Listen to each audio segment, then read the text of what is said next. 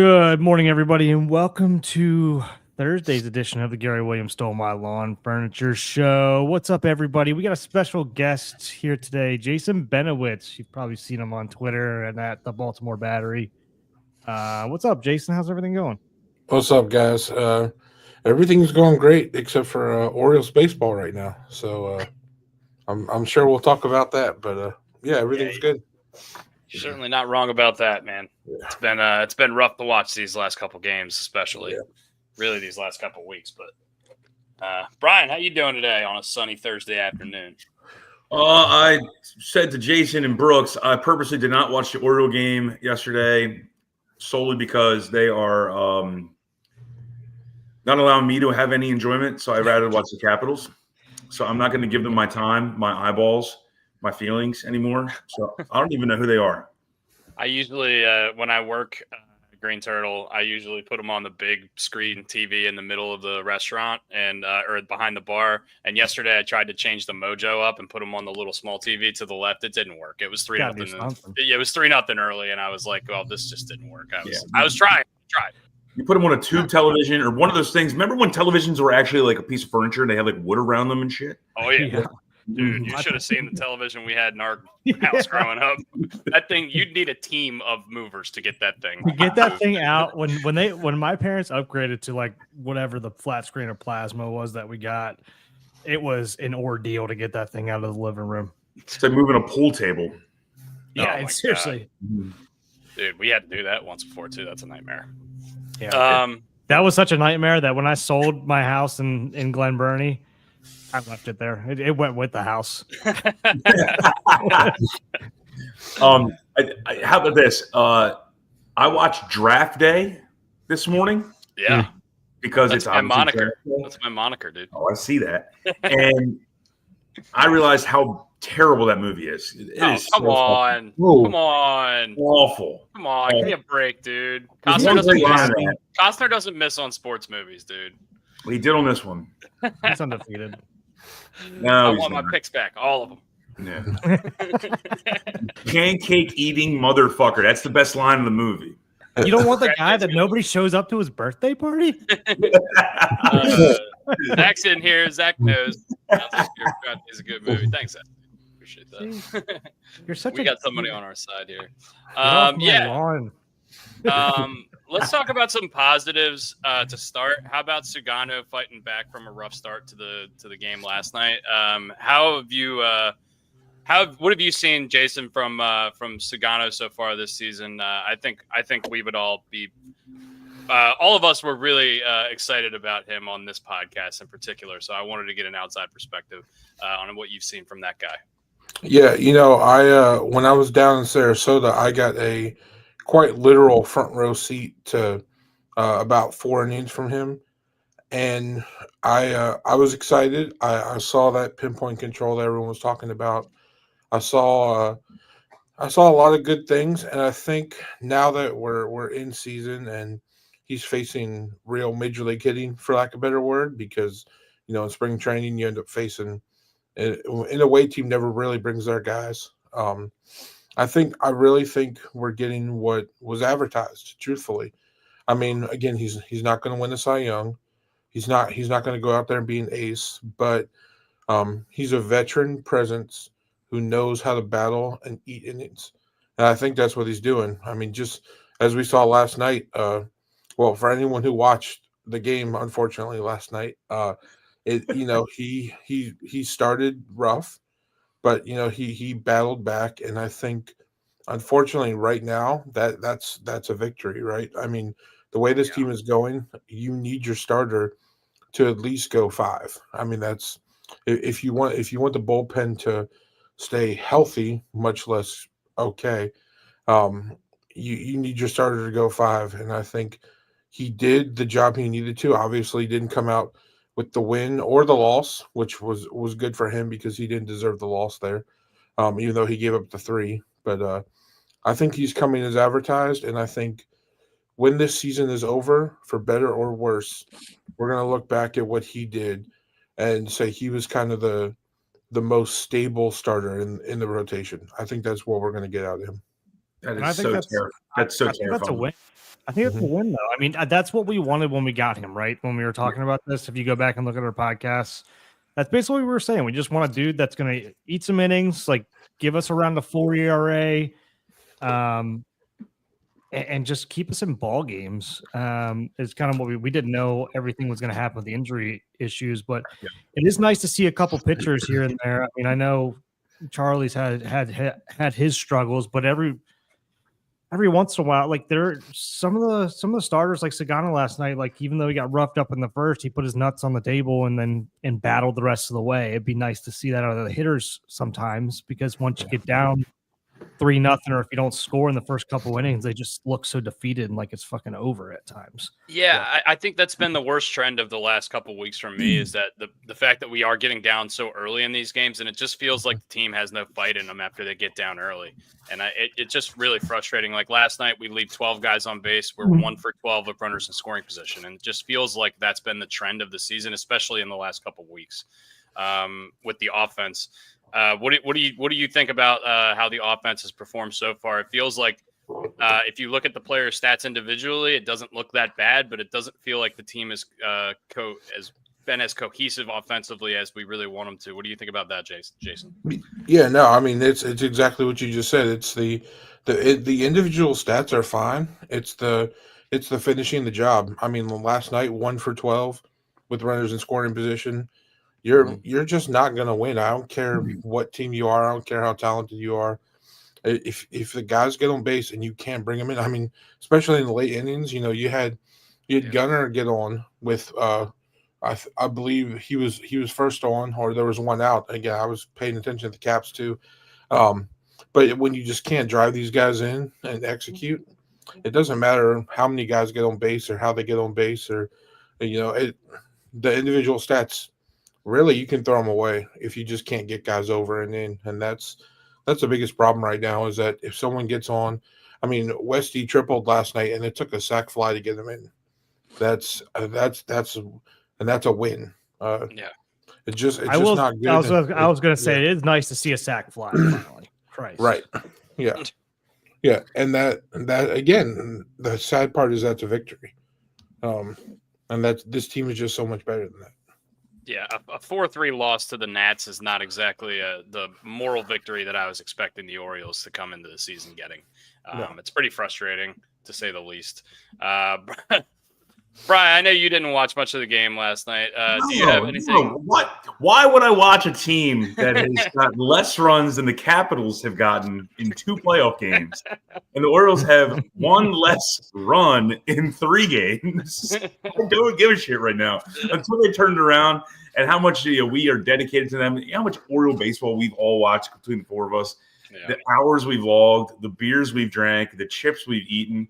And to see this product out in the field with a bunch of people. And I think Pigtown said it best. Brandon High got more out of Renato Nunez than he is out of Gunnar Henderson right now. And that is so disgusting to even say.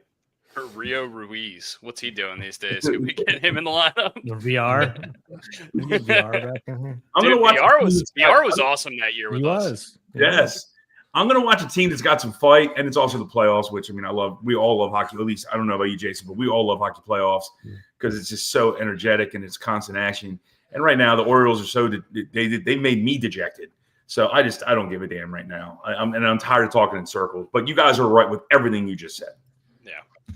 And look, we don't want to be fair weather fans here, Brian. We got to stick with the team through thick and thin. And by the way, we're still only. I'm an Oriole fan. We've been the armpit of the league for like 15 years. I'm cool. I know. I'm just messing with you. I understand taking a couple games off here and there, especially. Probably good for your mental health. Yeah. No shit.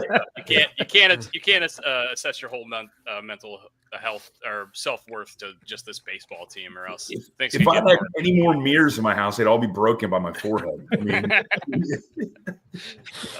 mean, I mean, the good news is, right, we said this on the Tuesday pod, we're still only 5 back at first place in the division. I know it feels like the sky is falling, and it really does not. It has not looked good, especially in the last week or two.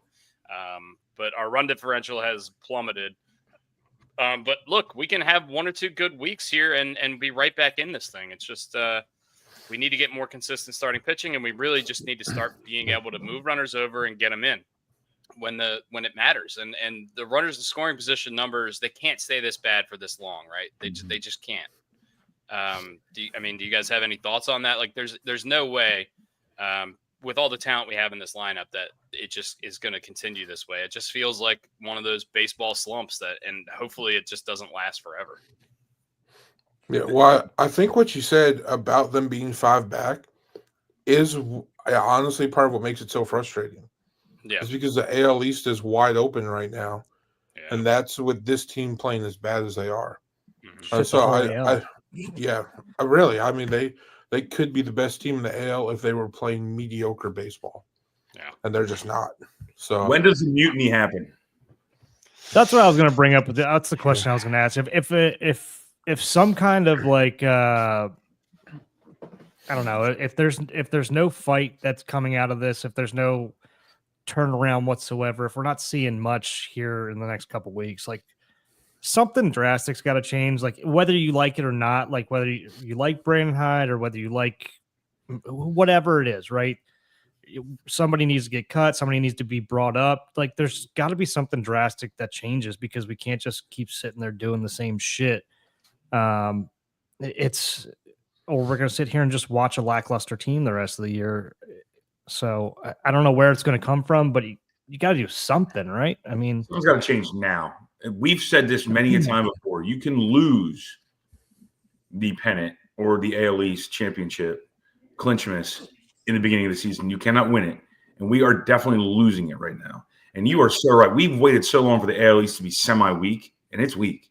And we're not taking advantage of it. And that's a shame because we are a very talented team. Yeah. Well, I mean, look, we can keep talking in circles back and forth as much as we want to, but the fact of the matter is we've all been disappointed by the beginning of the season so far, and there's not really much we can say or do to fix it at this point. We got some injury updates for some of the reinforcements we're hoping to get back. Grayson, it looks like it's a mild lat strain, which how many times have we heard that with Grayson? It feels like 400. Zach Eflin is going to be throwing off a mound either Friday or Saturday, according to Brandon Hyde.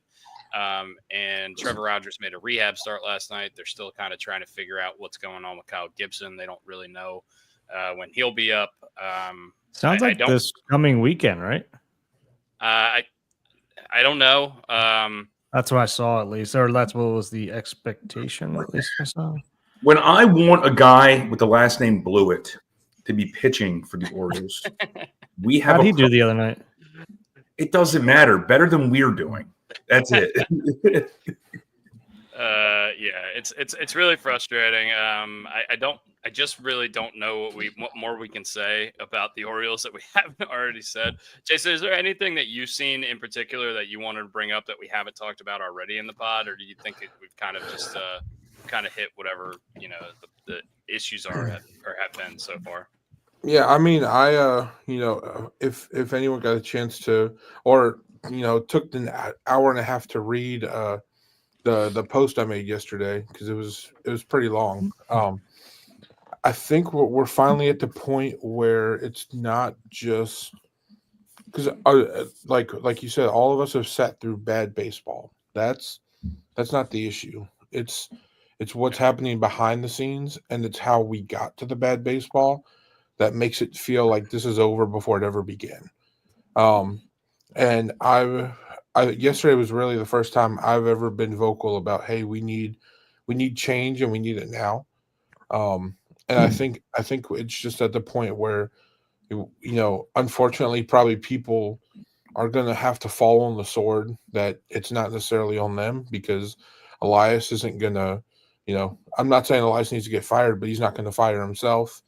Obviously some and a lot of it is on Brandon Hyde with these early lineup changes that we know now he is a very big part of with his analytics team. But I just think the lack of consistency, the lack of health, the lack of the people in charge ringing the alarm bells and doing something about it is really what got us here.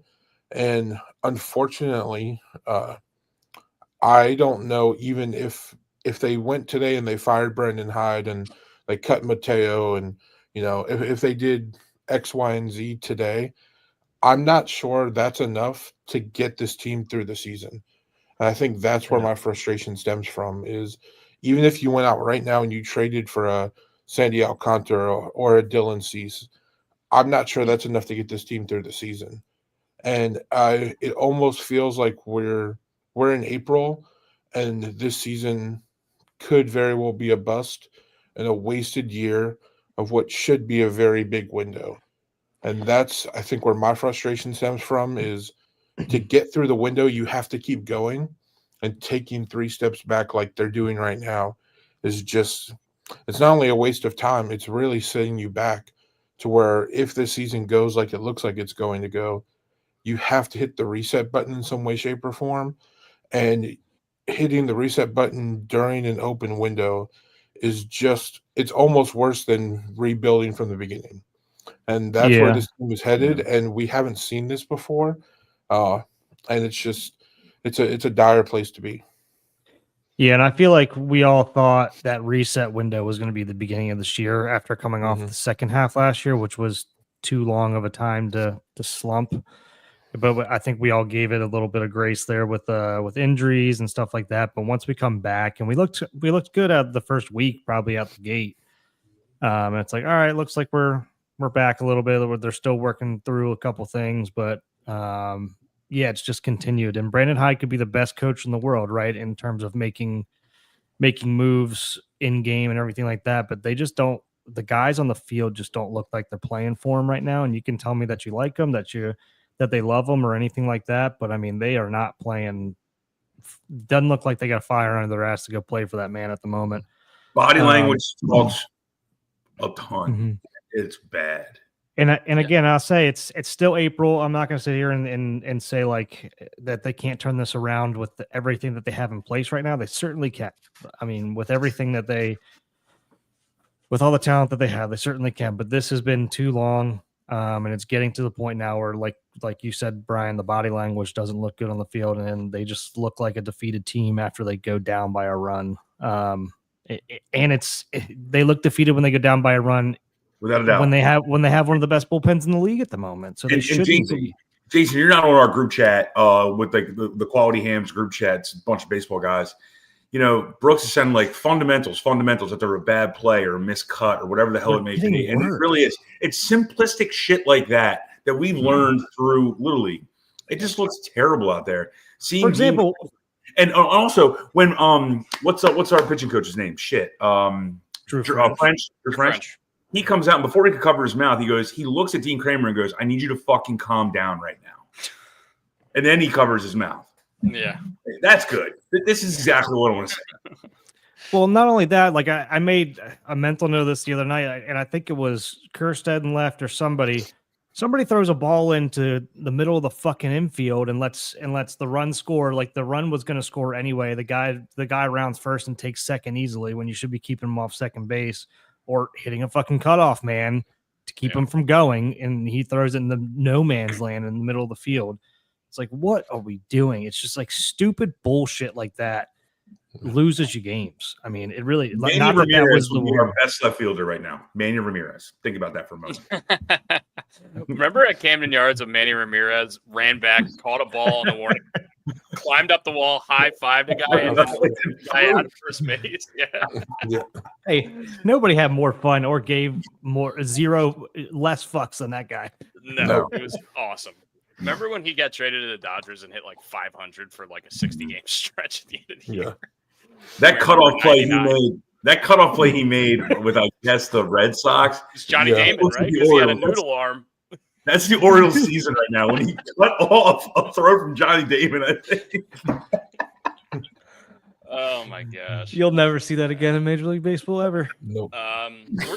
Were any of you guys ever on a team that was struggling like this? That like just had the vibes like this? Brooks, I think that first year you were in college at Mount St. Mary's, that team wasn't very good, right? Did you have like when you were in that dugout or when you were on the bench or whatever? Did you guys get like you get down like 2-3-0 early and then the vibes are just terrible for the rest of the thing, or is it? Yeah. Have you been on? What is your experience and what do you think the players are going through right now?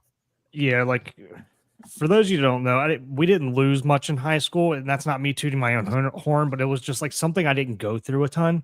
Yeah. So my freshman year was kind of a weird season for me because like and that was a team that was coming off a College World Series or a regional trip and everything like that. And like, it just felt like if you went down at all and it was a lineup that was like, we were really fucking good if we were winning, right? Like we would put up double digit numbers, like in terms of runs. But then if we went down at all, it just felt like the entire lineup pressed the rest of the game. It just felt like they were trying too hard.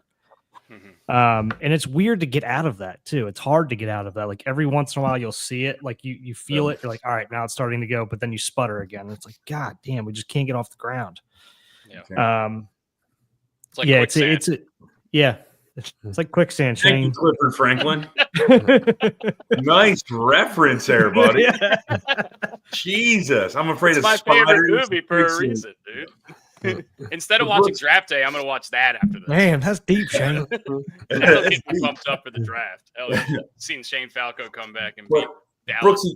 Brooksy, to your point, and my first 2 years in college at Macon, it was the same thing. Like if you got down by one run, you felt like you were down by 10. And then the mentality changes and guys start pressing. And then you look around and see who's got moxie. And right now, I know there's some guys on this team, the O's, that have moxie. Like Westberg is a dog. He's struggling right now. I mean, Henderson, I mean, that mustache is great. I mean, that guy, he should do a Dos Equis commercial. Like, I love every single thing about some of these guys on this team, but right now, fighting. Seti and O'Hearn are the two guys I think so far that have shown that most of that.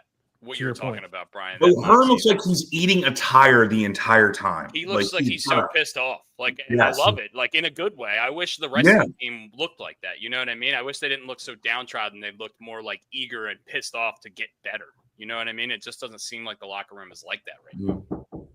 They almost seem like depressed.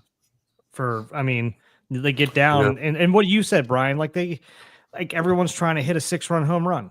Like, no, let's fucking go. Like, let's build on something here a little bit. Yeah.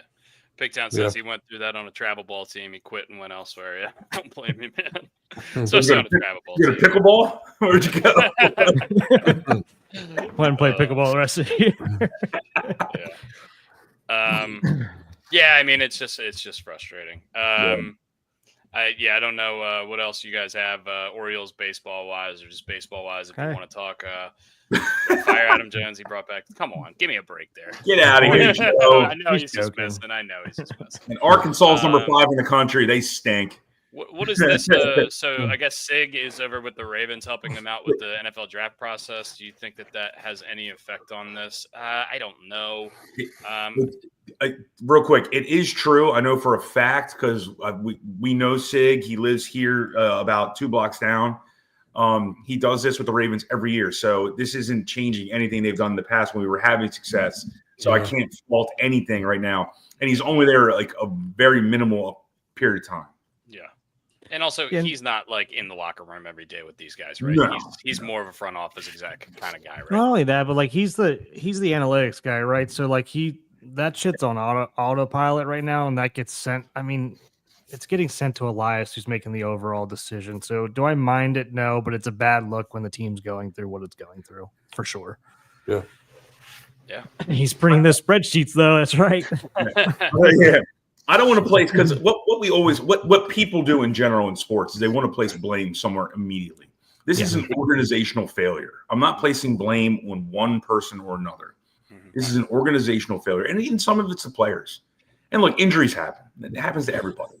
But why is it happening so much to us? Is this something we need to look into, like with the pitching wise? Like it's a lot of shoulders going on. Without a doubt, something we brought up before. A lot of shoulders. Just like when, and I'm going apples to oranges here, but the Ravens had that problem with a bunch of ACL tears. That's why they went back to natural grass. Yep. Now I'm not saying that. And they fired their entire athletic training staff. Yeah. Maybe it's something that had to do because we talked about this maybe like 3 months ago. Why is it always shoulder injuries with the Orioles like over and over and over and over again? So in the NFL, they do the year-end grades for the organizations for their like catering and their training staff and all that stuff. Did they do something like that in baseball? Because if they did, I wonder what the training staff for the Orioles would get. Do you think they'd get an F? If Maybe they do did, it. I They haven't probably don't seen. release it. They haven't released it if they do it.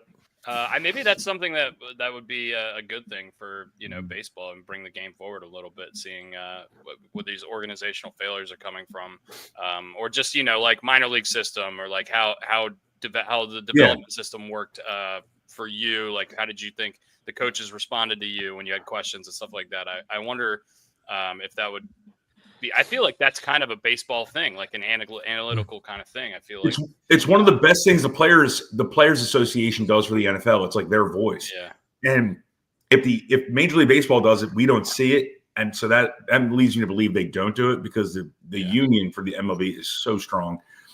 Because right now we have an owner that is top notch. He's throwing hats out all over the damn place. He's wearing a floaty and's got a hose out there spraying people with water. So I mean, come on, dude. I mean, we got the top dog is the dog, and he is cool as shit. Like, I want to have a beer and a hot dog with that man. Oh man, yeah, he's catching a lot of strays right now, but I'm not putting any blame on that man. Yeah, look, I mean, it's been a year. It's been 1 year of this so far. We've seen the numbers that we were offering to Corbin Burns. It doesn't feel like numbers that the past regime would have offered in general. We knew Corbin Burns wasn't coming back here anyway. We've talked about that many times. Without a doubt, yeah. But this is something that's new to. We're not going to talk in circles on this one. This is new. Yeah. I mean, Rubenstein has to be thinking about the team in regards to development around the ballpark. And he's going to be dumping a lot of money into that facility in whatever capacity it may be, like a sports, a betting casino, whatever the hell it may be. He's going to be putting money into that. He does not want a bad product on the field because no one's going to go to the games. And there are people that I talk to around town when I walk through the streets, when I go to the pub, they're like, I don't want to go to the game anymore because the team doesn't look good. That's going to be a major factor in terms of real estate development moving forward. Yeah, I think he's smart enough to know that, right? But I think he's smart enough to know, like Big Town brought up here, it's technically been 9.5 months since the sale finalized for full control. Mm-hmm. So, I mean, he's still learning like everybody who works for this organization. Like, he's not going to make a drastic change. And I know Ryan talked about this too, but you see big organizations, they're going to keep a lot of these guys in place and see who they got and kind of feel them out first before they start making drastic changes, because why would you, especially after coming off some of the success we've had over the last couple of years. But with that being said, if something doesn't change here in the next maybe month, like if we get towards the end of May and we're still seeing the same bullshit that we're seeing right now, it's time to do something. I don't know what that's going to be, but you got to do something to try to get a spark. Yeah. Yep. The whole league is kind of playing mediocre right now. It feels like apart from just a couple teams. I'm looking at the standings right now where there's only 4 teams in the league that don't have 10 wins yet, and we're one of them. So I don't love seeing that. I do like seeing the parity around the league coming up a little bit. It seems like the NL Central, literally any team can win that division. It seems like the AL West, the AL Central, same thing, except for the White Sox. I do like seeing the parity around the league, but unfortunately, just the ball is not bouncing the right way for the Orioles as we start the season here. And Laura comes in with the hashtag fire hide, so she know where her allegiances are going. Can we get into what Laura's avatar is? Whatever the hell that is. It's like a Wonder Woman punching a dude in the face. Black Wonder Woman. Looks like DJT. Yeah, it might be. That might be a little political. We're not going to get into that. Okay. I didn't need to go political. I saw a fist. You're more concerned with Brian walking in the streets. Yeah, I think you should be concerned about that. All right. Well, Jason, I don't know how long you want to stay on with us today. I don't know how long we have you for, but I don't want to keep you all day. Unless you want to hang on. If you want to hang out here and chill with us for a little bit, you're more than welcome to. Jake, are you a Ravens fan? So this is where I admit to the Get people them off. I am. Get them off. I don't care what you say. I will say this: the fun thing for me about what's happening this weekend is the draft is actually being held in my favorite team's location. So Green Bay. You got Cheesehead. All right. Yep, I'm a I Packers. didn't know that. Yep, so much so that I'm one of the nerds who I'm an owner of the team, if you will. Ooh, Oh, yes. nice. Quick Yep. question about that. How pissed were you when they drafted Jordan Love in the first round? I at the it's funny. I wanted to be upset. I'm not going to be the guy who says I had the crystal ball and knew that he was going to be good, but um, I didn't want to make the same mistake I made when they decided to move into Aaron Rodgers. Because again, they just if there's one thing they've been good at, it's been developing their quarterbacks. Yeah. Sure. So you kind of Can't saw argue the with writing that. on the wall. Yeah. So you saw the writing on the wall with Rodgers that his career was, coming to a close, or at least the elite part of it. Um, so was I happy that they did it in the first round? No. Do I think they ended up with the right guy? Yes. So we'll see how that continues to go. I think Love's the right guy to lead him into the future. Um, the problem is he definitely needs some more people to throw the ball to. He needs a lot of people to throw the ball to. But and we saw last year. I mean, that was the reality, is that the receiving core just went down, and they were hurt or they were young, and so I think they need to do something about that. But It's the same thing with Rodgers. I think that's why everybody was Yep. pissed when they went to Jordan Love. They were like, "Man, we just lost in the NFC Championship. Like, we're right Mhm. there. Maybe get a defensive guy because you couldn't stop the run against them at all." But Yep. yeah, I was confused by that too. Well, I think Green Bay also got tired of this. Like, am I going to retire? Am I going to stay? And they went through it with Brett Favre. So I know it wasn't the same regime as Brett Favre in terms of whatever. You have like a board of trustees, I guess, with that team instead of an owner. They were just like sick of this shit. They're like, screw it, just see you later. Go in your cave, and then when you come out, we're going to send you to the Jets. If anything, it motivated him because I think he won the MVP the next year. So. Right. Yeah. And Matt LaFleur was actually on Dan Patrick's show yesterday, and Dan Patrick says to him, go through the phone call you made to Aaron Rodgers after you drafted Jordan Love. He goes, I'm going to be Aaron Rodgers. You be you. And he goes, we just drafted Jordan Love. And Dan Patrick basically goes, what the fuck? He goes, that kind of sounds like what it was like. Oh, man. Yeah, well, all right. We're going to get into some NFL draft stuff here. Jason, thank you for coming on and talking some Orioles baseball with us. We don't want to take up too much of your time here, so we really appreciate you coming over and hanging out with us. And hopefully we'll have you back on the show at some point in the future. And, go check him out. If you want to plug anything, you can go ahead and fire away, dude, please. Yeah. No, I'm just I'm kind of getting back into the swing of being chronically online, if you will. Because again, I've had some medical stuff going on. And of course with the Orioles playing the way they are, there's not much to talk about. But did the Orioles stuff make the medical stuff worse? Is probably what I'm going to ask you. It didn't distract me the way I wanted it to. Nice. That's a great answer. Yeah, great answer. But I am a big Caps fan. I used to I actually used to have season tickets for a while. Until they got too expensive, which is a whole nother conversation. But big Caps fan, so love what they're doing right now. Just enjoying the ride with Ovi. Love that he's getting the love he's been deserving for a long time. But yeah, hopefully the Orioles can turn it around here, and we're having a very different conversation here in a couple months. But if not, then hopefully we're having a conversation about what the future looks like, because again, I know we all love this team and we want to see them do well. And right now it's just a weird time to be an O's fan. Yeah, very weird. And the Caps are doing great, by the way. And favorite Caps jersey? I'm just going to throw it out there right now. Ooh, well, I'll tell you this. My controversial take is my least favorite. I hated the black Screaming Eagle the first time. Thank you. Hated it. Brian hates it too. I hate it. Yeah. Thank you. I love what they did with it when they did the reverse retros last year. Where they had it was the red with the Screaming Eagle. Yeah. I did love that.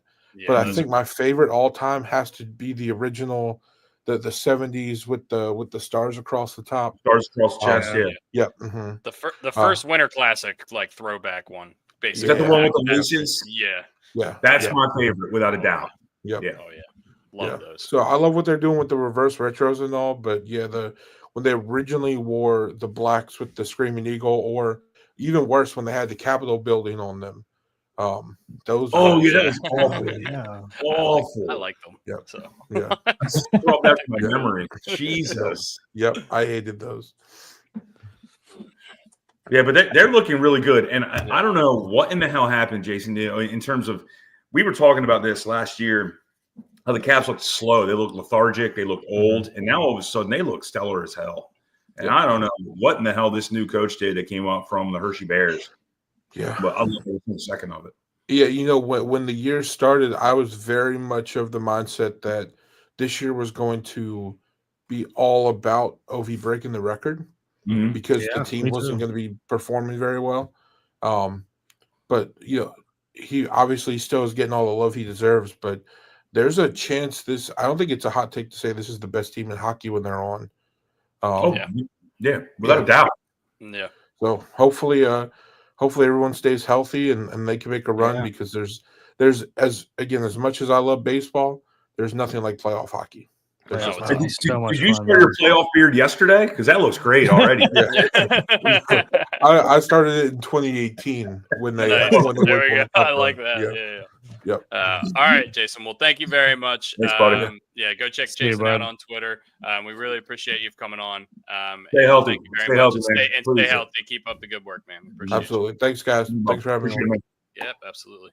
All right. Round of applause for Jason for coming on. Giddy up, man. Dude, he's cool as hell. I like him. Yeah. Super I like him way better than Joe Radke. Way better. Come on.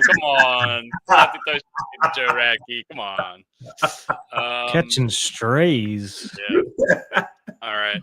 To be honest with you guys, I think we've pretty much hit all of the Orioles stuff that we could possibly hit at this point over the last few podcasts here. Brooks, could you get our screens back the way they're supposed to? I'm doing it. Yeah. Okay. So let's talk some positive stuff. Let's talk draft. You got me till 12:10, and then I got rock and roll. But we got 30 minutes. Yeah, but what do we look? I'm going to ask the question. I'm going to steal a little bit of your thunder, Dusty, and the control here is, what do you guys think we need to draft? Our number one need. And I'm also going to say this as a caveat. I'm not answering my own question. It was very weird to see our needs on like ESPN or NFL Network as kicker. And I understand why, but it just felt awkward. Yeah. Because I kind of put that in my, the back of my mind. But, yeah. I mean, look, except for that, Stephen Hauschka, Billy Cundiff year, right in those couple years, right in the middle of Stover and Tucker, we've had the same kicker for the same two kickers my whole life, basically. Yeah, really. So yeah, you're right. It is weird. I definitely don't think kicker is the number one priority. I think for me personally, and I'm going to go back to the same thing I said last year, it's offensive line. Outside of Stanley and Linderbaum, I don't think that any of those guys are bona fide starters in the NFL unless they develop into it. And I really would like to see just more depth and more talent on the offensive line. As far as what I expect the Ravens to do in this draft, I expect us to trade out of the first round. It just feels like it's that kind of draft where there's a lot of value down the board. And I think we're the kind of organization that looks for that value down the board. And if we can get 2 picks later and we don't see a top end guy at 22 or what are we at? 25? I can't remember. 27. 27. Okay. Well, yeah, if we don't see a top end guy there, it seems like there will be. Yeah. I'll be your lightning, baby. I'll be your thunder. Yeah, I'll be your thunder and lightning. I'll just say I think we're probably going to end up trading back, but I'm interested to see. I want to see how the top 5 falls because I think we kind of all know Cam Ward's going to go number 1, and then after that, it's kind of going to be chaos based on what happens with Shedeur Sanders. If Ashton Genty goes a little bit earlier than people expect, what's going to happen with this tackle with the short arms? Will Campbell. Will Campbell. It's almost a goal. It's a foregone conclusion that Travis Hunter is going number 2. You think so? Is that the betting odds are crazy in favor of that? Yeah, I'm looking at Triggs. DraftKings took it off the board. Oh, okay. Really? Well, that means it's probably that was 2 days ago. It might have come back on the board since. Oh shit! That DraftKings, he knows some things. He knows something. Or they just updated the odds and heavily in their favor, probably. Yeah. I'm gonna. But I'm sitting here looking at Schraig's draft list that he just put out. This is his latest one. When did he actually put it out? April 23rd. So yesterday. He has at 27 the Baltimore Ravens taking Josh Simmons, offensive tackle from Ohio State. Yep. Hey, And then he has written here Simmons could slip because of an injury. He sustained a torn patellar tendon in October, but he might be the best of the bunch in the offensive lineman class. I'd like to hear that. The Ravens could add another potential star and watch will be a difference maker in no time. Okay. Yeah. By the way, I forgot to mention Rosengarten, the guy we drafted last year, who played really well at right tackle last year. So basically, the two guard positions are really what I like to get some depth there. And yeah, maybe get a swing tackle who can move into guard if we need to do that. That seems like it's been a trend that's been working. These tackles that move into guard that have a ton of success. I know Penei Sewell had to play guard for a couple of years and then moved out to right tackle, and now he's one of the best offensive linemen in the league. And yeah, I think. I mean, I don't know. Like I said, I think we'll probably end up trading back. I think the depth in this draft, based on what I'm reading, a lot of like second and third round O linemen are pretty much all bunched together. They can go in any order. If you, while we were talking about the odds, by the way, Cam Ward is minus 20,000 to go number one.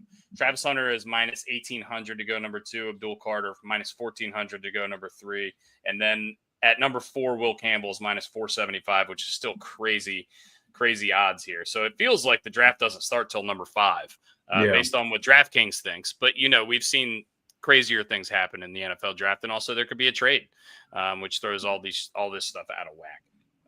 So the Ravens are so good at playing the board, and they're going to see if someone gets picked in front of them. If a player gets taken in front of them, they are not going to just make a desperation pick. They will move back, given the depth of this draft, in terms of the needed positions, which people really don't give a shit about, which is the interior trench guys. Yeah. So, I think the biggest need we have is at edge. I love Owe. I forget the gentleman who we drafted out of Michigan who can never stay healthy. Ojabo, and he's really good when he's on the field, but it's one of those things. I mean, don't is what it is. Boy Kyle Van Noy, dude. He's the edge setter. Gone for what? Another year? He's been great. We've had him for 2 years. I think we have him for one more year. But I just think we need edge guys, or we need offensive linemen, without a doubt. For the first time in my life, I can say we're actually pretty set at wide receiver, which is so bizarre. I mean, look, I still think we can add a top flight wide receiver too. I don't know. Yeah, I think skill position wise. Are we a team that drafts based on our need? No. Normally. That's what I mean. Normally, so I mean, does it really matter? We're just going to take the best BPA, the best player available, and it seems like from what I just read, what Schrager just said, it seems like he might be the best player available. So I mean, yeah, and if he's there out. and they like him, I'm sure they're probably going to consider him. Brooks, what do you think is the biggest need? We didn't get your opinion on it. We also need a safety alongside Kyle Hamilton because Darius Washington. I was going to say just defensive back would be the other besides the offensive line. Yeah. Edge rushers, we always do well on that without drafting that one of those in the first round. I feel like every good edge rusher we've ever drafted has been 3 and on, maybe. Yeah. And that's just I could be wrong there. That's just me thinking out loud. I think we took Suggs. We took Suggs in the first round, but that was 20 years ago. That was BPA, right? I mean, yeah, and that was 20 years ago. Yeah. So, do you guys have any other thoughts on the draft, like interesting things? Do you think that there's going to be a couple of quarterbacks other than Sanders and Ward? Do you think there will be more quarterbacks taken in the first round? Jackson Dart. Here comes my question. The Vegas odds are over under 2.5 quarterbacks drafted in the first round. What do you got? I'm taking the over just because I'm sitting here looking at Schraig's, and I always go to Schraig's draft because he's usually, if not the most accurate, he's he was the most accurate last year. He has the New York Giants trading up to 26 in front of us and getting Jackson Dart via projected trade with the Rams. So I'll just share my screen here. That's fine because I agree with you. I think it's the over. I think it's 3. Yeah, so the odds on DraftKings are 2.5 is minus 175 for the over. The under is under 2.5 for plus 140. So DraftKings is at least expecting minimally that there will be at least 3 quarterbacks taken in the first round here. I do like that Will Johnson kid out of Michigan love the as Will well. Johnson That goes behind us to the Lions. I think that. Let me get to the top. We'll let's just see. go through the first round real quick. Yeah. Just All right. scroll through it slowly. This is chalk basically for the first 3 picks here. This is what is expected. And obviously, look, we saw last year Michael Penix go number 8, and nobody in the world had that. So this could take it with a grain of salt, but the betting odds are heavily in favor of this being the order, at least of the top 4 guys here. Abdul Carter is supposed to be the best edge in the class. And then Ashton Genty, he's a wild card, man. I think he could go pretty much anywhere in this draft. And they took ETN in the first round a couple years ago, right? Can't stay healthy. That's the same thing. Yeah. I wonder if his deal's up. Is he a free agent or something? Or are they just like, all right, we're just going to bolster? I don't know. I think they kind of took him, I feel like, because of Trevor Lawrence. Because they were good together at Clemson. And same thing with Joe Burrow and his guy and Jameer. But honestly, I mean, it's the fucking Jaguars. They could do anything. It's just like the Browns. Yeah, right. They're not that dysfunctional, but they're playing with fire a little bit. They're teeter-tottering on the Browns level of just not good organizations. I assume this is a Arkansas Razorback. Has to be. There's no way it's not. There's no way. Joe's not repping a Texas A&M guy. Gig him. He's definitely going Arkansas. I don't disagree with you here, Laura. I think we all were on this train. Yeah. I think. I mean, even if we were the best offensive line in the league, I just think that's a group that you can never have enough of. No, and the Eagles have proven that year after year. They take defensive and offensive linemen in the drafts every year and just bolster the trenches, and they just got guys rotating in and out. Vegas here goes with Membu because a lot of smoke these last couple of weeks that the Vegas is very in on Ashton Genty. But if he goes the pick before them, obviously they're going to have to pivot. And I like this Tyler Warren pick for the Jets there. I don't think he makes it out of the top 10. I don't think there's any shot. I don't think Jalen Walker behind him either. I don't think he makes it out of the top 10. And I mean, look, we could see at this point, this is the range where people are going to start talking on draft night. Is somebody going to trade up for a quarterback? Is somebody going to take a quarterback? You know what I mean? Yeah. If you're New Orleans, what do you do? Because you have how many holes? 22? Dude, how do you start? It's like an expansion team. They're that bad. It's like, do you take David Carr? What do you do? Christ, you could probably sling it still. So did you ever hear this? Speaking of this, you made me think of this, Dusty. Cam Jordan plays for the Saints, right? And he's been a very, very, very good Saints Ring of Honor guy. He's been without a doubt, might be a Hall of Famer. Yeah. So he told a story one time where he got drafted in the first round by the Saints, and he's actually on the way to the facility, and he gets a phone call from the Cleveland Browns saying they're going to draft him in the 4th round. They were going to draft Jordan Cameron. I do remember this story. They still talk about it. He goes, that's cool, but I've already been drafted, but I'll definitely take the signing bonus money. Yeah. Did Jordan Cameron I remember they made a commercial about them too. He did. He made a Pro Bowl, 2013 Pro Bowler. Jordan Cameron. Jesus, I can't even. He already did it. Yeah. All right, here we go. First projected trade that Strags has. Projected trade. Indiana moves up for a playmaker. Colston Loveland. This is the other tight end that people are in love with, this Michigan guy. I think it's the right move. They should. And we love Michigan guys, given the lineage between Jim and John. Yeah. 6'6" tight end. Yeah, that's a mismatch guy. Yeah, I don't really know what San Francisco is going to do. I don't know if San Francisco is going to be good or horrible. Yeah. I don't really even remember who got traded or who's on their team anymore. Well- it's just been kind of a disaster since they lost the Super Bowl a couple years ago for San Francisco. So they have him taking D tackle at Ole Miss. I don't hate it. I think they'll be fine. I do think they're going to have to start redoing their offensive line because, I mean, Trent Williams, how many years? He's 40 years old. He doesn't have a ton of time left, but and their backup left tackle signed like a $20 million a year deal with the Chiefs. Which, by the way, the Chiefs' offensive line was a disaster last year and has a chance to be worse this year somehow. I could see some real regression from the Chiefs this year if Mahomes doesn't get back to hero ball like he was a couple years ago. I agree so wholeheartedly. I can't bet against them yet. I mean, they made it to the Super Bowl again. Christ, and none of us know how, but we said it every week. How does this team keep winning?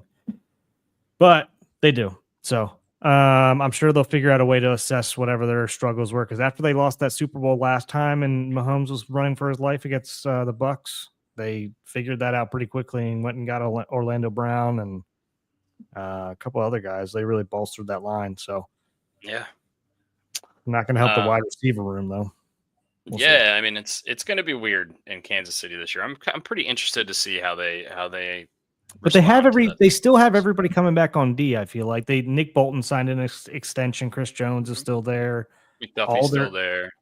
Is still there. All their D-backs, I think, are still there. So it's going to be interesting. I think they'll be fine. Yeah, but they lose Tooney and they replace him with a backup left tackle. You know what I mean? He played that backup left guard or left tackle played a lot last year with Trent Williams being hurt. So they got to see a good sample size from him. I don't know how he did, but I mean, playing with, third string running backs and Brock Purdy wasn't healthy the entire season either. So yeah, we'll see. It's hard to say. I think they'll be fine. I don't think they're going to be like undefeated or anything like that, like some people think at times, but I don't think they're going to regress a ton more. I think they might actually be a little bit better, but I think some of those tight games they might end up losing. We'll see. Yeah. Last year was a weird year. This is a team here. Obviously, if Ashton Genty has not been taken, this team will absolutely take him. They absolutely need a running back desperately. I don't think that they're going to be able to get him. Well, they've had two linemen retire this year. Now, yeah, Zach Martin and Tyron Smith was on the Jets last year, but he also retired. Oh yeah, I forgot he was on the Jets. Sorry. But yeah, they've taken left guard / left tackle 2 years in a row now in the draft in the first round. So I mean, I can see them going guard again, but I mean, I don't really know. They kind of have a lot of needs, and I don't really know what they're going to do. This Mason Graham kid from Michigan, the D tackle, is really good. Miami, I don't really love Miami. I don't know if Tyreek Hill or Jalen Ramsey is going to be a Miami Dolphin by the beginning of the year. I'm not 100% sure. By the way, did you guys see Tyler Lockett sign with the Titans overnight? I did not. Last night? Yeah. Last night. I didn't see that. And also the Lions made Kirby Joseph. It's like signing with the Washington Wizards. Sweet. When you fire a top tier head coach because he's not your coach and you bring in a new GM, you should be in purgatory for a while. Yeah. I totally agree. One of the best drafting things I've ever seen in my entire life when Mike Vrabel during the COVID draft was in his house and his son is on the shitter behind him with the door open and his pants are down by his ankles. It was all a stage thing, but it was hysterical. Well, and I think it was last year. It might have been last year. I think it was right last year after we started doing this show is when never mind. It was the year before. It was whenever they traded AJ Brown to the Eagles. That was the beginning of the end. And you see Vrabel go and walks out of the room. Like, what the fuck? And Vrabel and my best player. I was just listening to a podcast with Peter Schrager and Bill Simmons. Peter Schrager was telling a story about how Vrabel will he'll do it at pro days and like combine stuff. Like if he sees a player he likes, he'll literally put pads on and like bump up against them to see how Love he feels. Because See he if was he's just like, sturdy. I want to see if he's sturdy enough. Yeah, straight up, literally. Like Yeah, Vrabel's a I saw fucking that. nut job, and I think that's a good thing. I think you kind of need to be a little bit of a nut job. Good looking Also, man too. Strong jawline. Yeah. Strong. Yeah, caught a lot of The touchdowns as a linebacker. He said one time he put his in a Super Bowl, I think too, right? Yeah, I don't know if the story he told the one time is he came in on an offensive play per Belichick, and he puts his hand up because he was open, and he didn't get the ball thrown to him. He goes back to the huddle, and Tom Brady goes, "Don't you ever fucking put your hand up again like that." And he goes, "Well, I see Randy Moss doing it all the time." Yeah, you mean the guy who scored 25 touchdowns last year? Yeah, I just think, I mean, for lack of a better term, Vrabel was the Tom Brady of the defense there, so I think he had the right to like push back on Tom a little bit. Yeah. Like I'll whip your ass, Tom. Also, I don't think this overnight, is a surprise Lions, here. This isn't. Oh, sorry. Go sorry. ahead. The Lions made Kirby Joseph the highest paid safety in the league, $86 million for That's Kirby surprising. Joseph. Pretty good. I mean, I would obviously very good safety. I would say pretty good, but obviously the Lions or the league feel differently about him than I do. But I mean, the Lions were one of the better teams in the NFL last year. Just think about this in terms of down the road. You're looking at Kyle Hamilton. Yeah, and he's looking at that number. Yeah. He sees 86 and he's like, I'm getting 100. I'm getting 100. See you. Yeah. No surprise here, and honestly, good for the Bears if this is correct. Get yourself some offensive linemen. I know they went out and got what two or three, like I'd say pretty mediocre offensive linemen. Well, no, they got Joe Tooney and they got Jonah Jackson. Those are two Pro Bowlers before. Tooney's on his last leg, isn't he? Yeah, but I mean, he's still he wasn't very what good. They were throwing out there last year. Yeah, but he wasn't very good on the Chiefs, I don't believe. Well, I guess he was playing out of position. I shouldn't say that. He was a dude that was willing to go out of position to try to help the team out. So I shouldn't give him a bunch of shit. But regardless, they should be doing everything they can to bolster that offensive line to give your guy, which I still think he could be a guy, even with his struggles. He's got the talent to do it. Give your guy a chance. So I mean, they have to see what they have. And we saw a little bit of it last year. He holds on to the ball a little too long and, takes a little bit too many sacks and tries to improvise a little too much. But look, that's part of the reason he's a rookie, one, and two, he's getting chased around the whole fucking time. So, hey, boys, I'm going to jet. I got to get some work stuff done. So right. You guys enjoy the rest of your time. Thank you to Jason. You guys have a good rest of your day. I'm going to the Ravens draft party at Jimmy's Seafood tonight. Please hit up the Guild Foundation. What we posted on our social medias. Please hit up Joe Radke's buddy, who is, in dire need. Justin Moore. Jason. I'm sorry, Jason Moore. Please hit these foundations up. Every dollar helps, and anything you can do to support people, please always do. But you guys have a great rest of your day. Enjoy the draft. I'm taking a Gary Williams stole my lawn furniture hat and try to get the Zay Flowers. See what happens there. So take a couple with you. Oh, Barstool RDT might be there. He might be worth hitting up while you're there. I'll put you guys in touch. Yeah, put me in touch, please. Just shoot me a text or something like that or whatever. Yeah. But either way, I'll see you guys later, man. Yeah. All right. Have fun. Hey, Bob. Tell PC I said what's up. I'm sure he's going. Oh, he's not going. Actually, he said he doesn't go to this one. Yeah, but his dad's going to Key West, and I told his father that he needs to go to the Garden of Eden because it's clothing optional. Take all the cock rings. So only on the roof. Only on the roof. Yeah. Oh my god. Ceiling is the roof. God. All right, buddy. Yeah, Falcons here. I mean, I don't know. They could do whatever. I don't really see them as a threat. I don't know if I necessarily believe in Penix. I don't know if Kirk Cousins is going to be on that team. I feel like they've got a lot of holes. Maybe not skill position wise on offense. But yeah, I guess going defense here is pretty much what you have to do. I mean, do you have any thoughts on the Falcons? I think we can move past them for the most part. No, I don't. I just don't know much about them, and I don't know what. I mean, we saw what they did last year, so I don't know what direction they're heading in or what their plan is. So I don't know what. The Falcons to me just seem like they're kind of just go like this all the time. They just go straight. You know what I mean? They're just kind of Yeah. flatlined, and they're But not. they did play better last year than I thought they would. So, but they're also Well, I mean, a lot of see teams, a lot of their people thought they division. were in the division last year, but then they saw the first game and Kirk Cousins like a freaking shell of himself, and then a lot of people retracted there. Yeah, and I mean, who knows? Maybe another year with Kirk getting healthy would be good for him in terms of like I think he could play better. But once you've gone to Penix, I don't think you can go back to Kirk. So you got to find somebody to take on that contract, really. Yeah, I would be shocked if he ends the season with the Falcons. Just I don't know anything.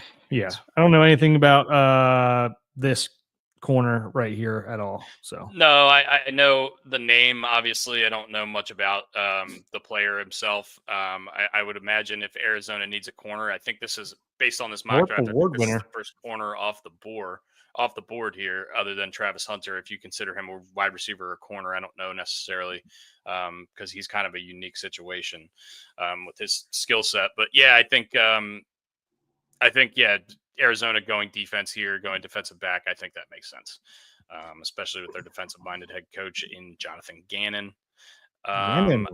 Marshall, Marshall. What? Mike Green, former Capitals defenseman, number 52, edge out of Marshall, apparently.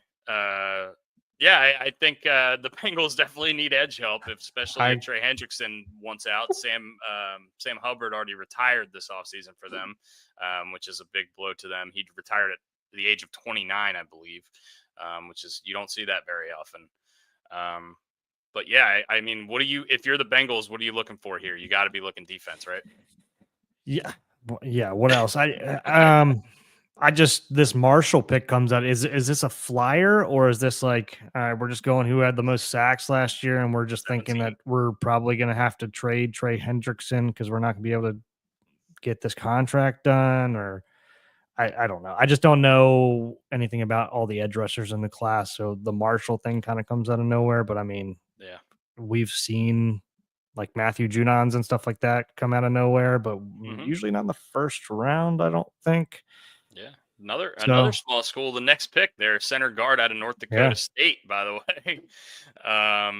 Yeah, I think the Seahawks, if you really want Sam Darnold to be successful in Seattle, you have to bolster that offensive line for him. Yeah. So I think they have to go O-line pretty much no matter what. They already signed Cooper Kupp in the offseason. That came out of right field. I love that. Hell yeah, we're getting it going, baby.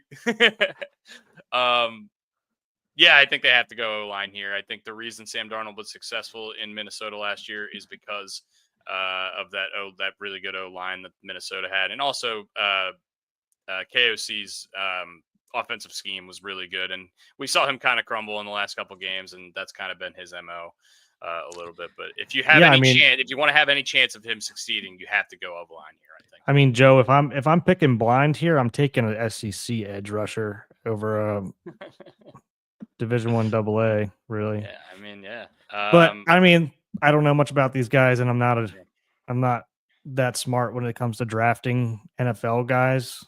And these guys seem to pick guys out of weird schools all the time. So this is an interesting one here because Tampa, I can see them going receiver, but this guy, Tedero McMillan, through most of the draft process in the offseason has been the top receiver outside of Travis Hunter.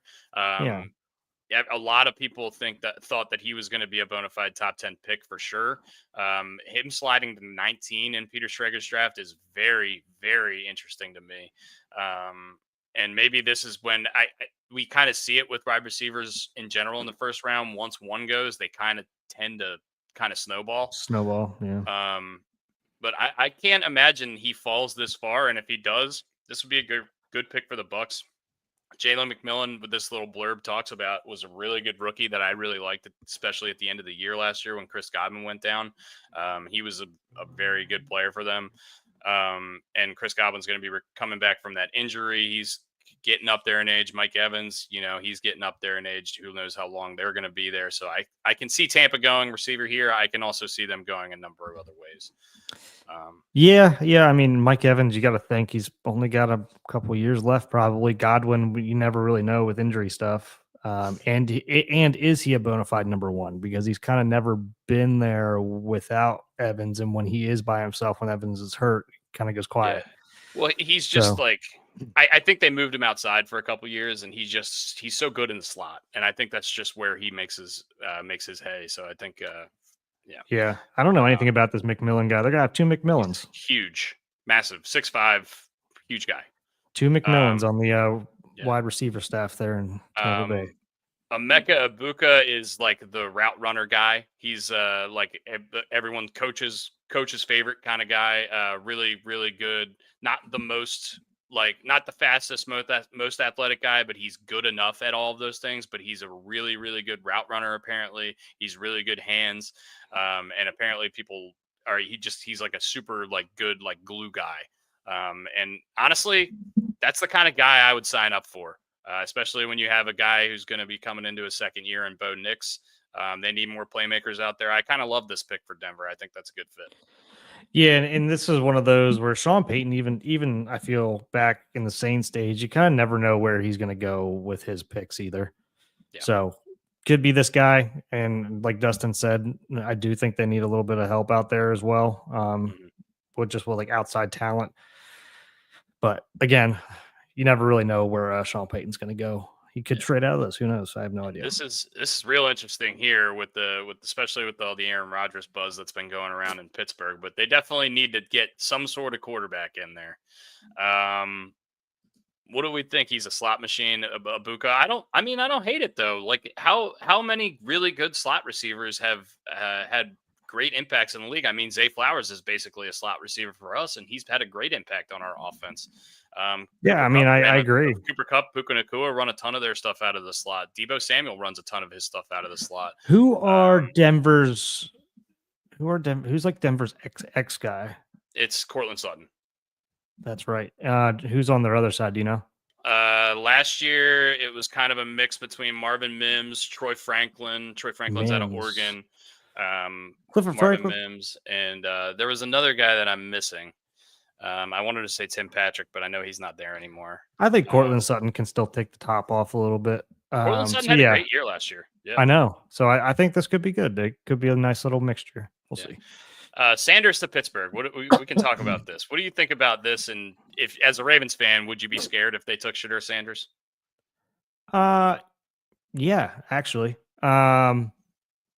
Because this could be a perfect situation where Shedeur does come in and he's kind of like Lamar and Waiton, especially if they can sign Rodgers for $10 million. So this could be a beautiful situation for them, but I do still think Pittsburgh needs offensive linemen, but I think they need a quarterback more. Pigtown says Sanders stinks. He's worse than Justin Fields. I will pose this question to you guys and maybe into the chat and to Brooks. If his name was Tim Jones and he wasn't related to anybody, would he be anywhere near the top 4 rounds of this draft class? I don't know. Because like I said, I don't think I do a very good job in terms of like the prospects. I'm not very good at anticipating who the good prospects are. But I will say that Orlovsky does a great job at this because he watches so much film. So it's good to watch his stuff. Mm-hmm. And somebody who I really dislike, who does actually a decent job of this, is Chris Sims with quarterback stuff. Mm-hmm. But like I said, I very much dislike that man. So I do need to go look at some of their stuff before the draft comes up on the quarterback stuff. But but I could see how this works out, right? I mean, he doesn't need to start right away. Like I said, if they get Rodgers, and Rodgers said he is willing, if he does decide to play, he's willing to play for $10 million a year. Like, he doesn't need a bunch of money. He loves the situation over there. They got some wide receivers now, with Metcalf and Pickens, and honestly, their little slot guy was pretty decent last year too. Why am I Austin? Is that his name? Calvin Austin. Yeah, Calvin Austin. They jumped the Ravens to pick him in like the 4th round a couple years ago. They got a decent little situation, and we've talked about this in the past, in the past couple of weeks, about everyone saying that this draft is pretty stacked with offensive line talent.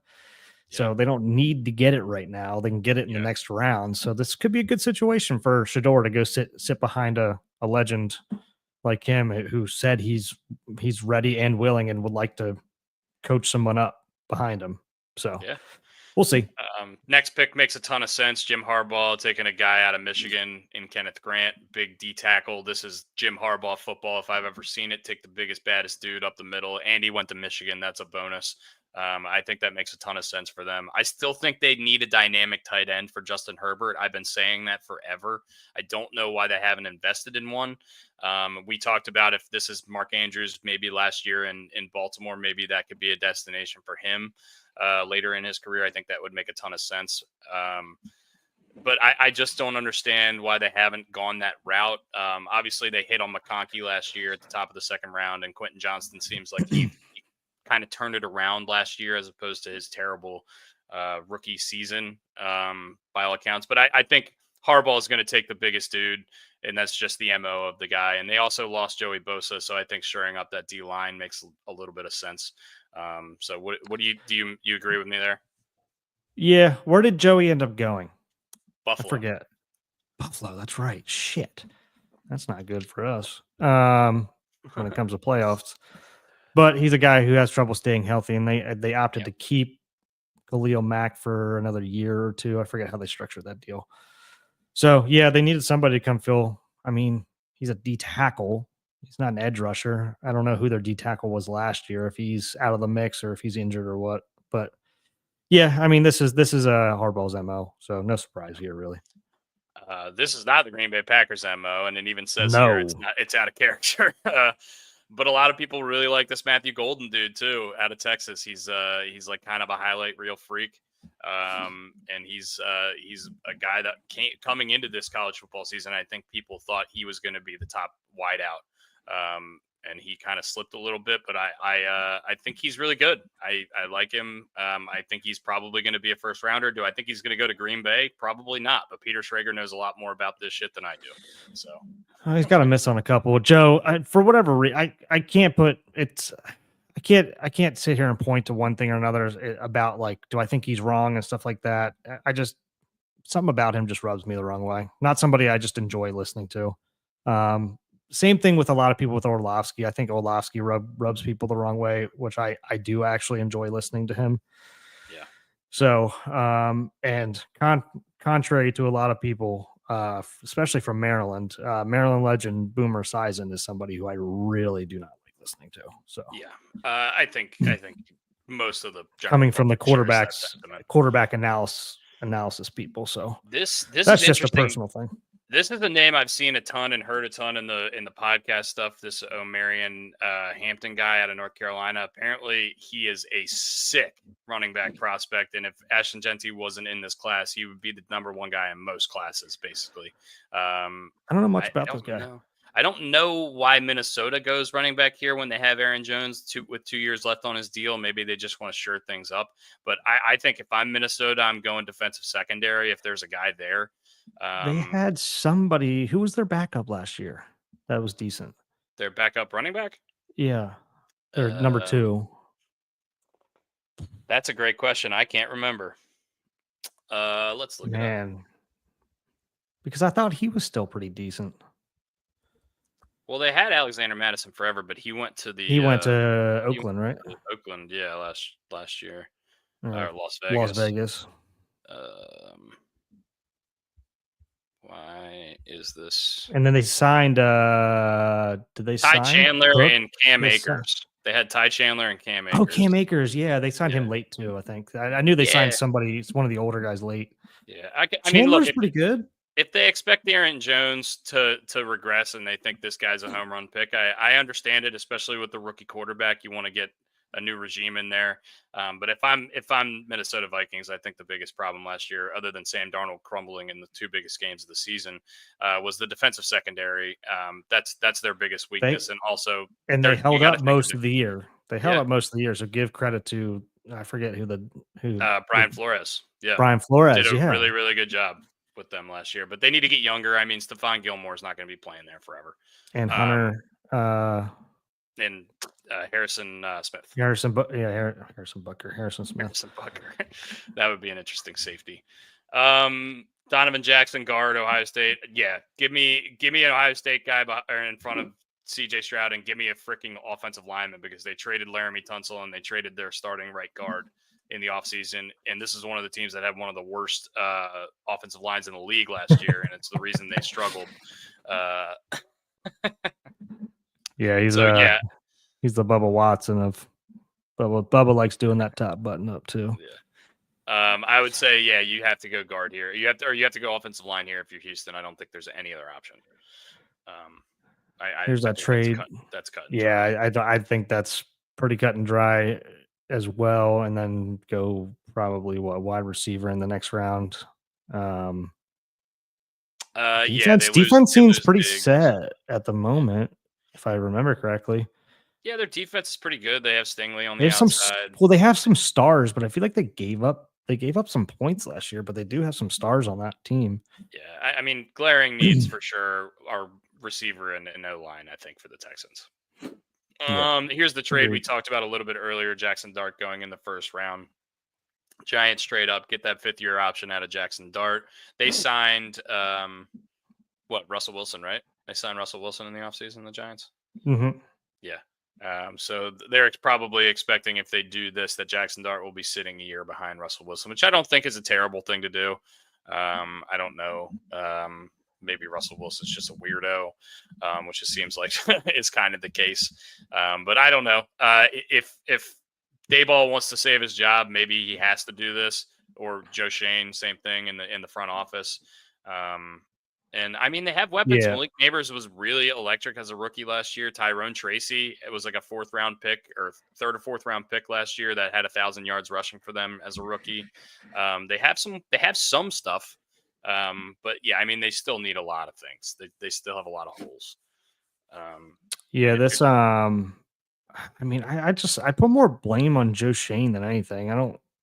I have a hard time putting blame on their head coach just because he's kind of been, I don't know. I feel like he's been dealt a bad hand because when they were not, I mean, they haven't been great since that playoff run. He took them to the playoffs and then had a shitty team the year afterwards and then beat the Ravens, who I thought were by far the best and most talented league in the league at the time.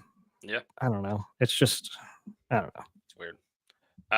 Ravens take offensive tackle. We talked about that already at the top. I like it. I mean, I personally think we're going to end up trading out. That's just what I think, just based on the draft class. It just, with all the depth and the history of the Ravens, it just makes a ton of sense for us to. And we think they trade out to like early 2nd round, just because I think they're going to end up taking offensive tackles anyway.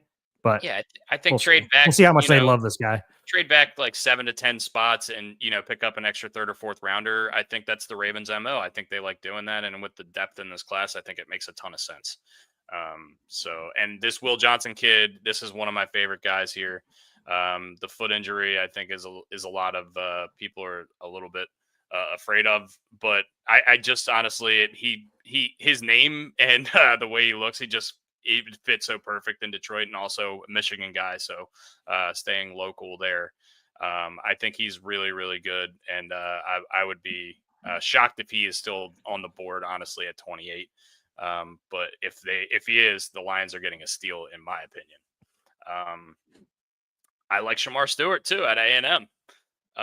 He's a guy who was getting a lot of love early in the draft buzz and kind of started slipping a little bit for whatever reason. I don't know exactly what the reasons are for all of these guys. I'm not as plugged in as, Schreger and all these other guys, but a guy obviously with immense talent. And I think, do you think Washington goes edge? Do you think that makes sense, or do you think they have more glaring needs? I think they're another team that has glaring needs at the offensive line position. Well, they traded for Laramie Tunsil. Yeah, but that's pretty good. That's a good start, right? Sure. Yeah. And they got Debo came in. So, I mean, but they weren't holding anybody off the board last year either. I don't believe. Philly put up 55 on them in that NFC Championship game. So I think going. I just never love edge rushers in the first round for whatever reason. That's just my opinion. I could be wrong in that opinion, but yeah, I don't know. I think seems the league like values them so highly, right? They do, yeah. I mean, even because if you can draft a good one, you can always trade for some good talent or draft picks as well. Yeah. Well, Washington did a great job with their edge rushers that they drafted in Montez Sweat and Chase Young, who have both gone elsewhere.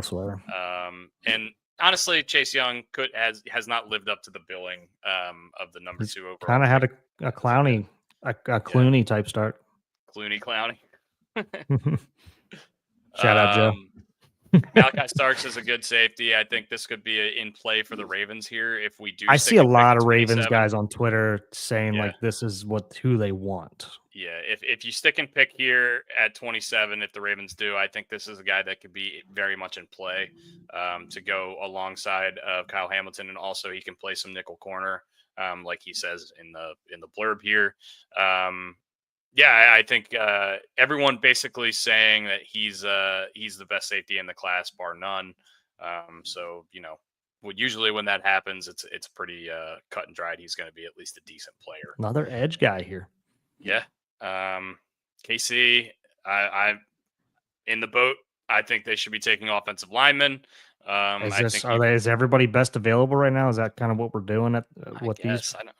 And the Chiefs have been kind of confusing with their first round picks, I would say. Not necessarily all the time. Like Karlaftis and McDuffie was the same draft class, I believe, and those were really good picks, like highly touted prospects. But the Edwards-Helaire pick a couple years ago was kind of out of left field.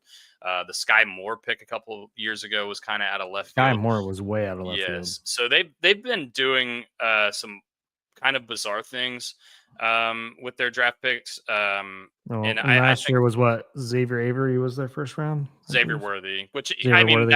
That's a late round, like super highly talented flyer. And I think he basically showed exactly what I was expecting out of him in his rookie year. He took a couple end arounds to the house. He showed very, very awesome top end speed, but he obviously had some stuff. Looking for Tyreek 2.0. Yeah. Which he could develop into that. We'll see. Yeah, absolutely. I mean, he's an electric athlete. It's just, he's raw. And I think that it made a lot of sense for them, especially, at the end of the first round. That's the kind of player you're going to get. And the Eagles go corner here. Look, the Eagles could go a number of different ways, like we've said before, but they lose Darius Slay. They lose James Bradbury, I believe. So that's their top couple cornerbacks. They take a corner here that makes a ton of sense to me.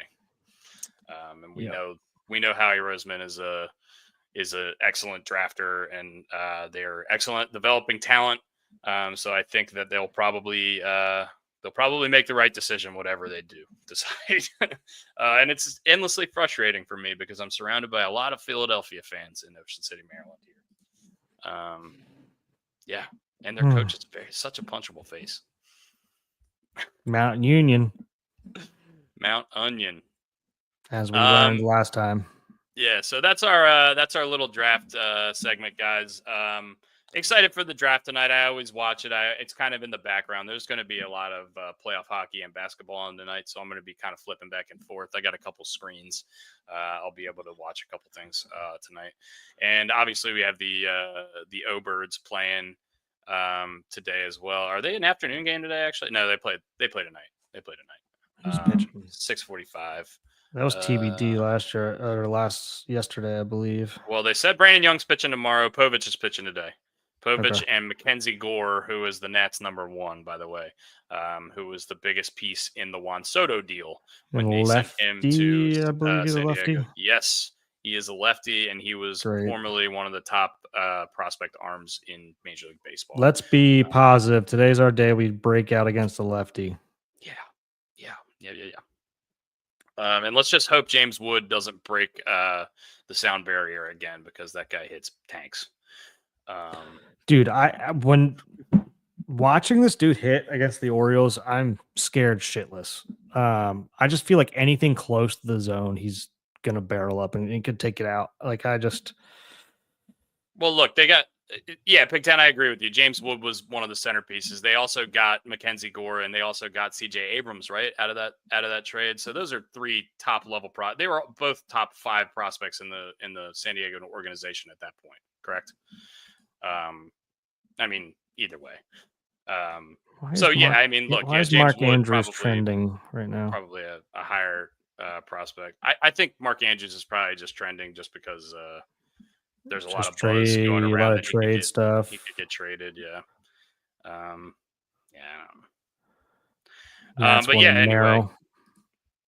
I don't blame him. I don't blame him either. That guy's a fucking stud. Severna Park, by the way. Hell yeah. Well, and James Woods, another Maryland dude. Yeah, was he like St. John's, DC, or DeMatha or something? Well, he went to IMG Academy. I don't know where he went. Let's look it up. James Wood. I don't want James Woods. I want James Wood. High school. He grew up in Olney and Rockville. attended high school in Washington, D.C., but it doesn't say the high school. James Wood Baseball High School. Virginia. It said D.C. on Winchester, Virginia. Manassas Park High School. You went to Manassas? Yeah, that can't be right. With that. Anyway, not a huge deal, but James Wood. No, James Wood High School. That's that. Never mind. That's not it. James Wood is actually in high school. One of the guys I played at Mount St. Mary's with actually went to James Wood. Only Marinette, where he played baseball and basketball. Yeah, but it doesn't say the school. Anyway, like I said, it's not super important, but yeah, local guy regardless. It is to me. Grew up in Olney. I know. I want to know. You can look after. People want to know, guys, Dusty. People want to know. That will probably conclude our Thursday edition of Gary Williams Stole My Lawn Furniture for the draft day edition. Thank you once again to Jason. He went to St. John's. Did he go to St. John's, DC? Wood grew up in DC suburbs, and he began his high school career playing for St. John's College High School in town. What year would he have been there? One of the craziest. Dusty, would you have played against him? No, I don't think so. How old is younger? He should be way younger than you, right? He's probably 23. I'm 7 years older than the guy. One of the craziest baseball fields you'll ever see is St. John's, DC. Their football field extends into left field. So the left field fence. The left field fence is about 800 feet. 800 feet, something like that. And the right field fence. And the right field fence is 270, 280. I remember Matt Bossy. We went down there my junior year, his senior year. Matt Bossy hit I think 18 home runs in 35 games that year, and he hit 2 Oppo at that field when we went down there, and we crushed them. It was awesome. Well, that was super annoying when I went down there to pitch against them because they had LJ Hose roaming center field. So everything that we hit the left field, we would just crush balls. And I know Pigtown brought this up on his podcast. He was trying to figure out the old catcher. He's like, who was that big catcher at Calvert Hall? Joe Valeggia used to mash balls out there, and they just let LJ roam out there and just run everything down. It was just so frustrating. Every time we played them, it was a back and forth game. I think we went back and forth. We won one year, they won one year, back and forth, but it was always a 1-run game. And I just remember LJ. It was just man, these balls are out of any other field. Yeah. So. Once again, guys, we're gonna finish up the show now, guys. Thank you very much for tuning in. Thanks once again to Jason Benowitz for joining the show. Check him out on Twitter, Instagram, wherever he's got his stuff. We'll put his socials out so you guys can see it. And I know we're all frustrated with the O's right now, but hey, let's be everybody's frustrated, right? Let's be nice to each other on the internet. I've seen over the years people be pretty mean towards Jason on Twitter. So we all want the Orioles to do well. You don't need to shit on people for being positive. So yeah, absolutely. I think you can share that sentiment in all forms of life, not just about the Orioles. Be a little bit more positive. Call-ins, dude. Always have to argue.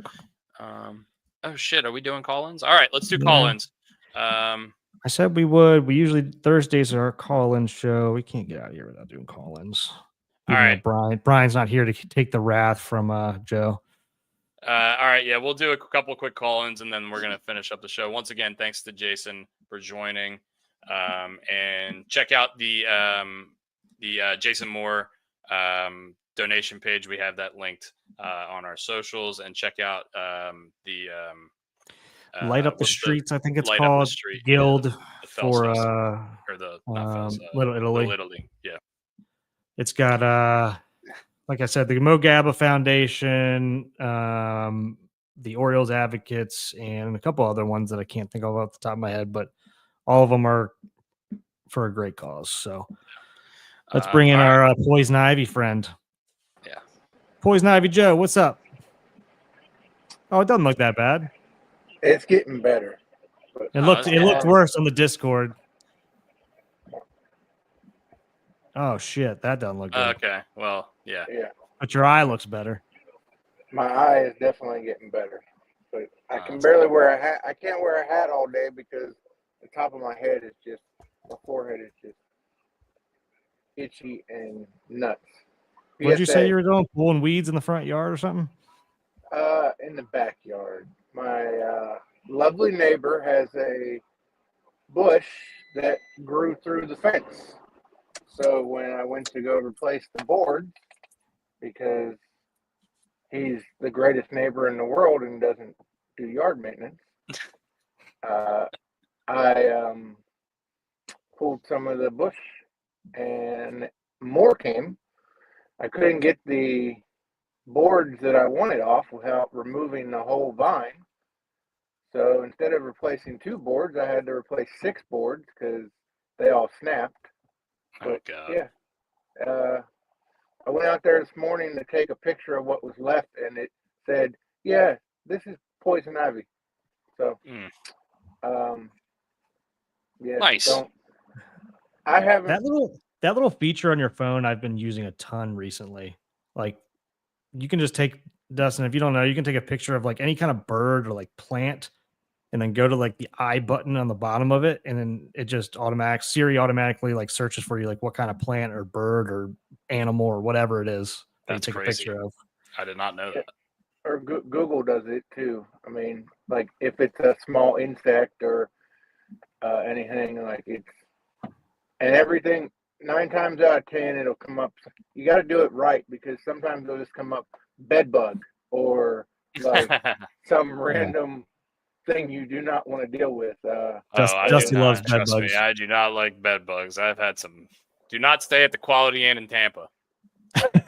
Yeah, Just saying. don't stay. Yeah, it's no good.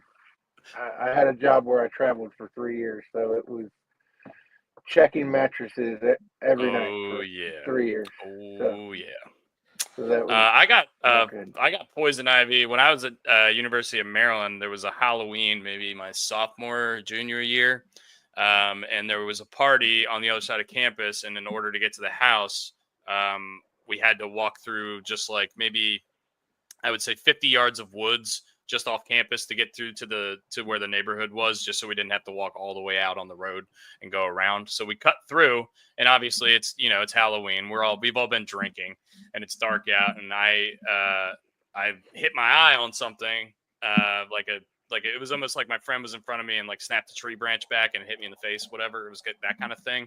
And I was like, oh, my eye. And the rest of the night I was kept on going like this. And the next morning I woke up and my eye was completely swollen shut. I think I may still have a picture of it, but it was disgusting. And I went to the like the urgent care or whatever it was at College Park. And they said, yeah, you got poison ivy. Let's hope when the infection goes away that your eye is you're still going to be able to see, because they had no idea. And luckily everything worked out. It was totally fine, but I looked like, I did not look good for several days. So I feel your pain there, Joe. I've been in that situation. Was it like pussing and stuff? It was pussing. It was huge. It was as big as a baseball. This side of my face. It was awful. Yeah, it's rough. And it says it takes about 2 weeks to clear up, and it can keep popping up for like 72 to 3 days or 4 days, because you're touching you scratch or itch and you move it around, and I didn't realize it for like 2 days, so I was just scratching, thinking a bug bit me on my arm, and next thing I know, it looks like I got a black eye, and I'm like, those oils stay on your skin wherever you get infected, and that's why it's so important to clean them like right away. But obviously, if you didn't know it was poison ivy, there's nothing you can do about it. My best friend the next 2 weeks. Oh yeah.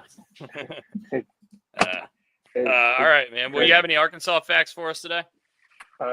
Yeah, let's go. We got the Rice Festival Oh, this is right up my alley.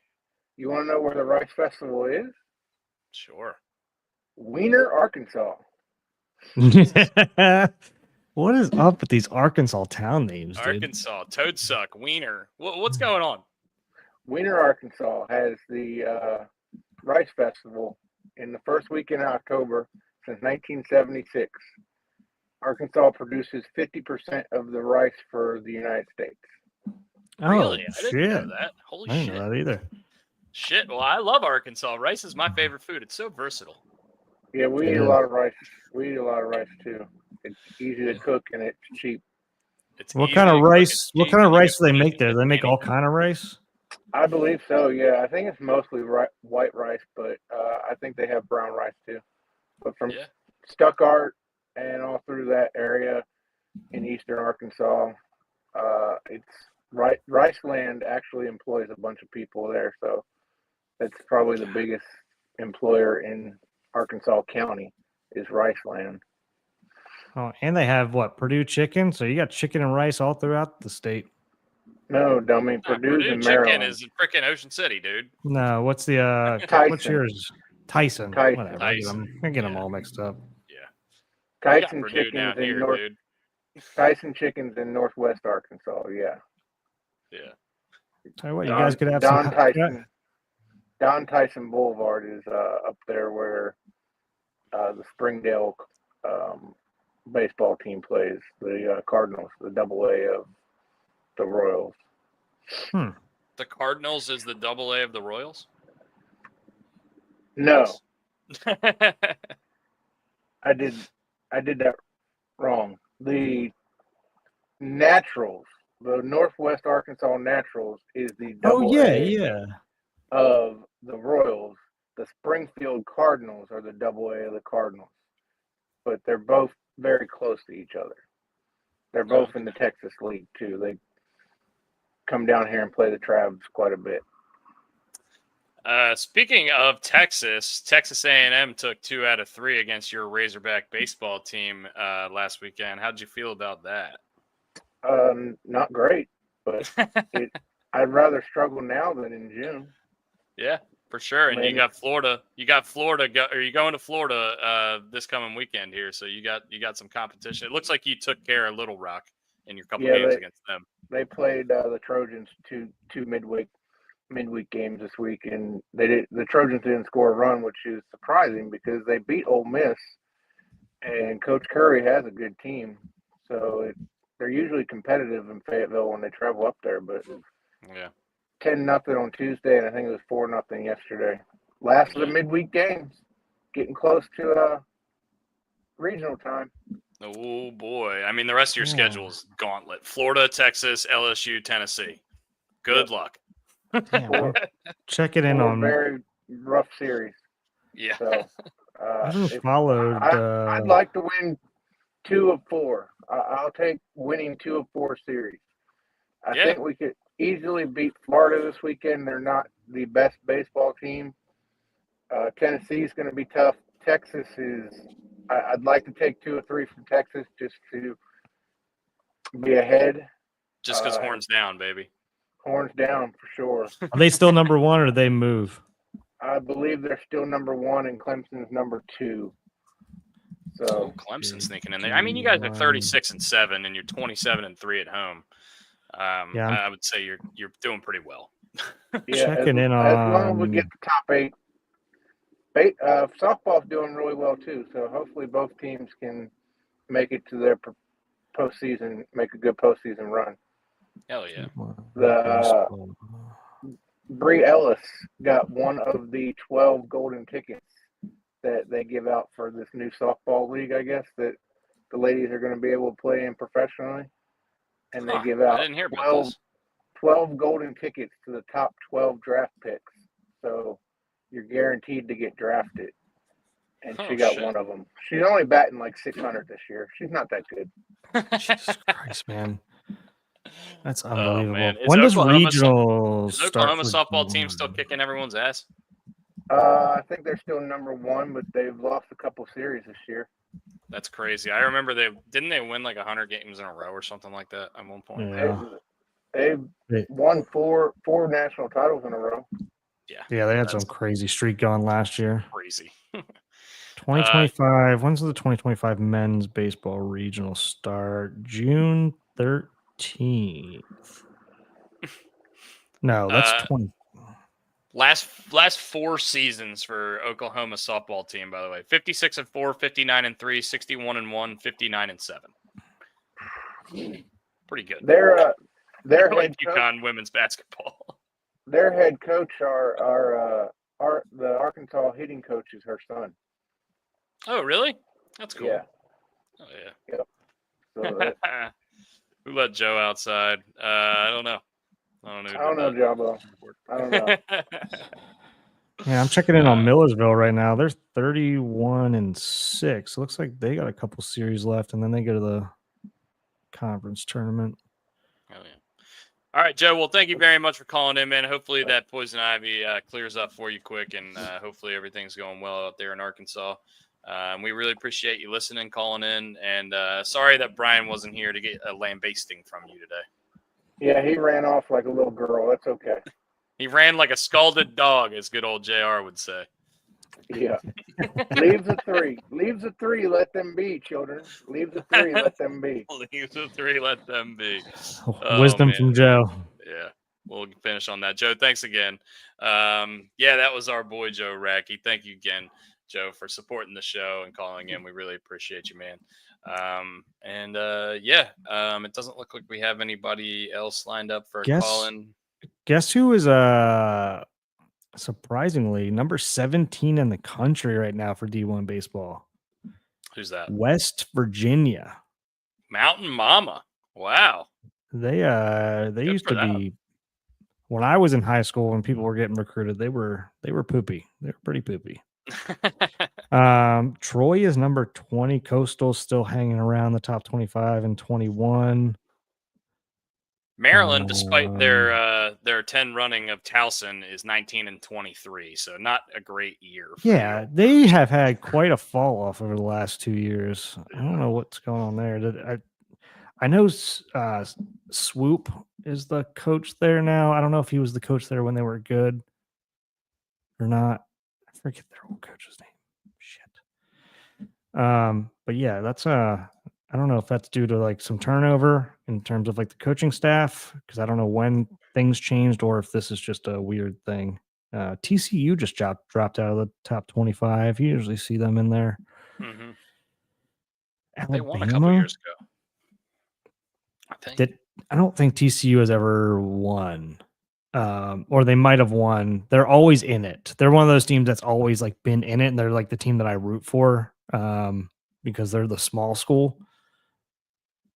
But I don't know if they've ever actually won the tournament. I know they've been in the World Series in the final. I think they lost in 2023. Hold on. I'm trying to figure it out. But yeah, anyway, it's not a huge deal. We're going to wrap up the podcast, but we're going a little long today. Guys, thank you very much for joining us. We really appreciate you. Go check out, once again, Jason Moore. You can donate. We'll put the links out. Light Up the Street in Little Italy. Go check that out. Donate as much as you can. That's for the Mogaba Foundation and for the Special Olympics. Two things that we're very passionate about here, especially our buddy Brian, who co-hosts the show, who's not here with us anymore because he had to go to work, which is all right. And continue to be nice to each other on the internet. And let's go O's. We need a turnaround. We need some spark. We need some positivity because it doesn't seem like there's a lot of it out there right now, and we need it bad. Come on, Povich. Let's have a nice one tonight. Be really nice to just get a gem out of Povich and just kick the shit out of the Nats because we've been getting the shit kicked out of us for the last couple of weeks. I would agree. Let's go Ravens, and hopefully draft first round of the draft goes well for us, and go Caps, up 2-0 in the first round of the Stanley Cup playoffs. Going to Canada. Do we play tomorrow, or is this the 2-day break? Tomorrow at 7. Yep. I didn't know if this was a 2-day travel break because we're going to Canada, right? Or are we playing? No, we're going to Montreal. Okay. I always get confused because they change it up sometimes. Yeah. Or they have. I don't know if it's 2-3-2 or 2-2-2-1. I think it's 2-2-2 or 2-2-1-1-1. That's not something. until the finals, I believe. Now I don't know. They've changed it, Yeah. so I'm not 100% sure. Anyway, thank you guys very much. Outros are weird. We'll see you next time on the Gary Williams Stole My Lawn Furniture show. Love yous. Cheers.